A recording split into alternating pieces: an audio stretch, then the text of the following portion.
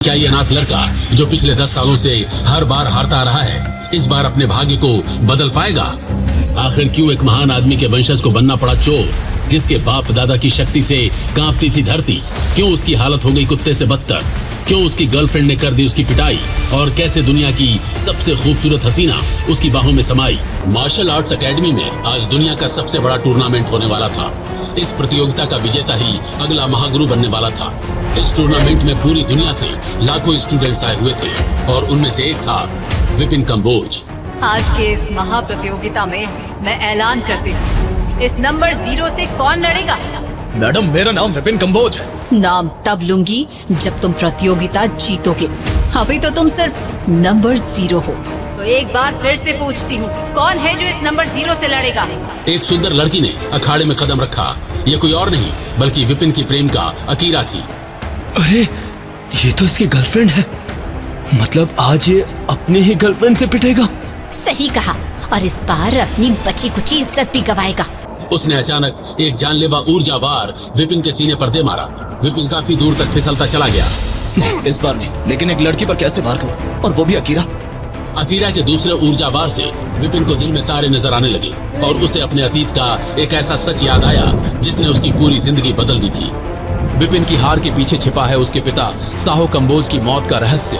भयानक, एक मायावी दानव जो अपनी रहस्यमयी शक्तियों से दुनिया पर कब्जा कर रहा था। साहो ने अपनी आखिरी शक्ति का इस्तेमाल कर भयानक को 100 टुकड़ों में तोड़ दिया। हर टुकड़ा ब्रह्मांड के अलग अलग कोनों में छुपा दिया गया, लेकिन उनमें से एक टुकड़ा कालाहारी जंगल में गिरा। कालाहारी जंगल में भयानक का वो टुकड़ा सबसे खतरनाक था। उसे ना तो ढूंढा गया और न ही नष्ट किया गया। कहते हैं जो भी इसे छुएगा उसका अंत निश्चित है। भयानक को हराने की कीमत साहो को अपनी जान देकर चुकानी पड़ी। उनके आखिरी क्षणों में उनकी शक्तियां काली पड़ गईं और वो ताकत जो विपिन को अपने पिता से विरासत में मिली थी वो भी अचानक गायब हो गई जब वो कालाहारी के जंगल में गया था। विपिन हार चुका था और होश में आते ही उसके मास्टर अर्जुन उस पर गुस्से से फूट पड़े थे। वहीं दूसरी तरफ मास्टर शर्मा के चेहरे पर विपिन के लिए एक अजीब सी दया और दिलचस्पी झलक रही थी।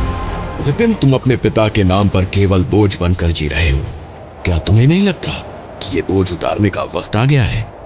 मास्टर, सब मुझे नंबर 0 बुलाते हैं। मेरे पास जो शक्तियां थी वो अचानक गायब क्यों हो गई? मेरे पिता की मौत का सच क्या है?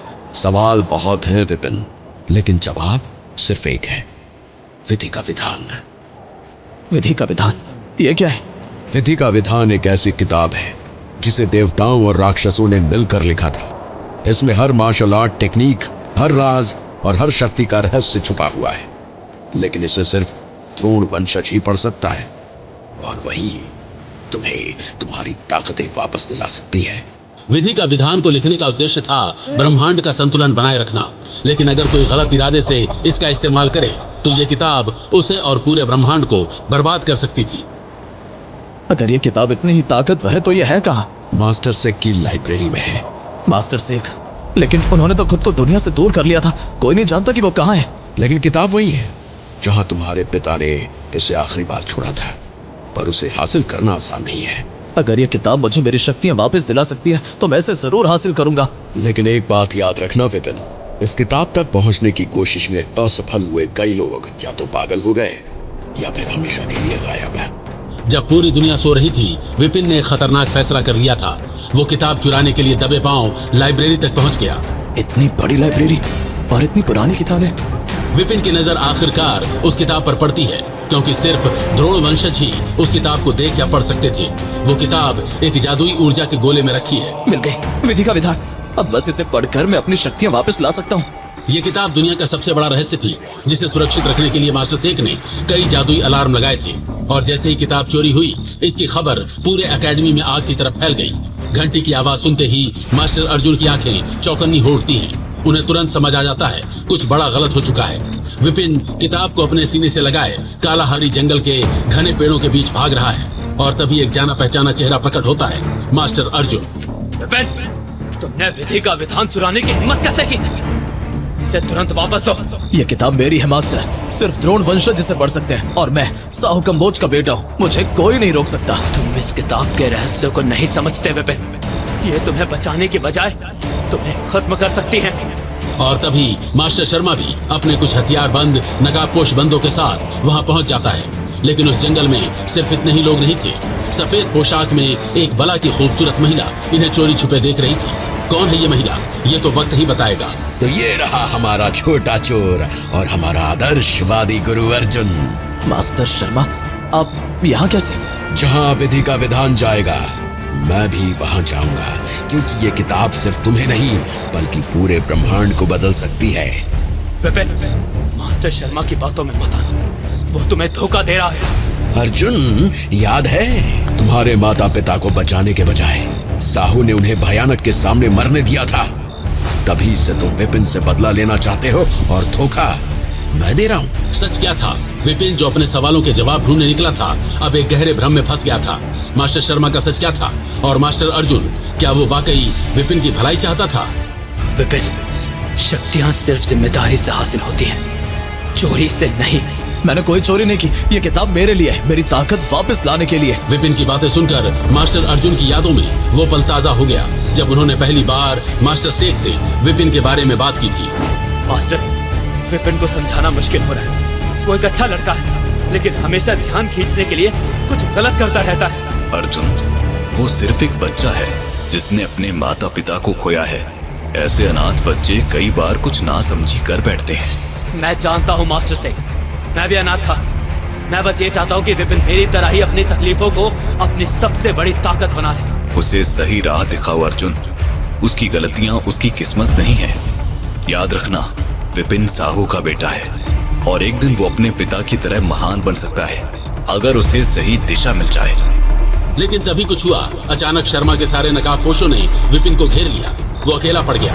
तभी मास्टर अर्जुन विपिन के सामने ढाल बनकर खड़े हो गए। शर्मा, विपिन को जाने दो, यही हम सबके लिए अच्छा होगा। तुमने सोचा भी कैसे कि मुझे रोक सकते हो? मेरे रास्ते से हट जाओ अर्जुन, वरना बेमतलब मारे जाओगे। शर्मा के एक इशारे पर चारों तरफ से उसके लोग अर्जुन पर वार करने लगे, लेकिन अर्जुन ने शर्मा को विपिन के करीब आने तक नहीं दिया। उसके ऊर्जा वार से शर्मा घायल हुआ, लेकिन मौका देखते ही शर्मा ने विपिन को एक जादुई खंजर फेंक कर मारा। लेकिन तभी पेड़ों में छुपी उस रहस्यमय महिला ने एक इशारा किया और हवा से खंजर का रुख बदल गया, लेकिन वो खंजर सीधे जा लगा अर्जुन के सीने में। खंजर आर पार हो गया। मास्टर अर्जुन की धड़कनें हमेशा के लिए थम गई। विपिन चीखता चिल्लाता बस अर्जुन को मरता देखता रहा। हे भगवान, ये मुझसे क्या हो गया? इस अपराध की कोई माफी नहीं है। मेरी वजह से मास्टर अर्जुन की जान गई। शर्मा का खेल अभी खत्म नहीं हुआ था और फिर वो हुआ जिसकी किसी ने उम्मीद नहीं की थी। मास्टर शर्मा ने अपना रूप बदला और बन गया शैतानी तांत्रिक मामन, भयानक का सबसे बड़ा उपासक। मामन को अपने सामने देख विपिन की आंखें फटी की फटी रह गई। अब ये किताब मुझे दे दो विपिन, या तुम्हारे साथ ही वही होगा जो तुम्हारे गुरु के साथ हुआ। मामन, तो तू है षड्यंत्र के पीछे। ये किताब मेरी थी और मेरी ही रहेगी। अब इसे मुझे दो। ये किताब तुम्हें किसी भी कीमत पर नहीं मिलेगी। उसने किताब को अपने माथे से लगाकर खोल दिया। अचानक किताब में लिखे प्राचीन मंत्रों से एक अजीब सी चमक निकलने लगी, लेकिन विपिन ने जो पढ़ा वो उसके होश उड़ाने के लिए काफी था। ये क्या लिखा है? ये सच नहीं हो सकता।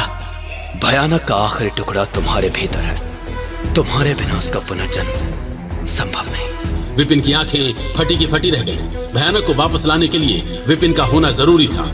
नहीं, ये झूठ है। ये कैसे हो सकता है? अब समझा। इसलिए तुम्हारे पिता किताब को तुमसे दूर रखना चाहते थे, लेकिन विधि के विधान को कौन रोक सकता है? तुम्हारी मौत का समय मेरे हाथों लिखा जा चुका है विपिन।